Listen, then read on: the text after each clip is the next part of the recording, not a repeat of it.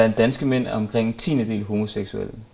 Anderledes ser holdkortet ud i dansk elitefodbold, hvor der officielt ingen bøsser er. Tidligere spillere samt spillerforeningen efterlyser bedre rammer, hvis de homoseksuelle skal turde springe ud. Men rammerne er der ikke. Det slår tidligere Superliga-spiller Asbjørn Sendels fast. I elitefodbold eksisterer den homoseksuelle mand ikke. Flere ønsker nu bedre forhold, så man i fremtiden ikke skal spejde forgæves efter ham.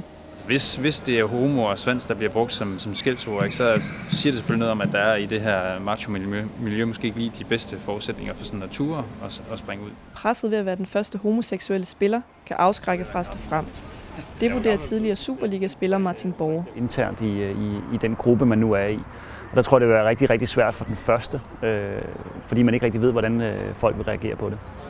Tidligere amatørspiller Per Bilstrup turde ikke at være åben om sin seksualitet.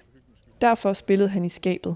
Jamen, det var nok, fordi jeg ikke følte, at der var den tryghed af de rammer, som jeg søgte for at kunne springe ud i den fodboldklub, jeg spillede. Det regner med vand og hårde ord i omklædningsrummet. Den hårde tone kan dog blive et problem, vurderer Asbjørn Sendels.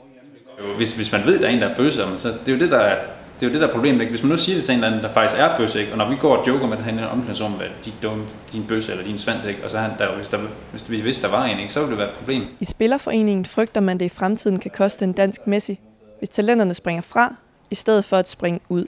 Hvis 10% af de største talenter måske er homoseksuelle, så bliver de enten sorteret fra, eller de går og gemmer sig væk i hverdagen og ikke af sig selv i bund og grund, ikke? Fordi det tør de ikke. For at skabe en fremtidig udspringsplatform vil det ifølge Asbjørn Sendels kræve en indsats ovenfra.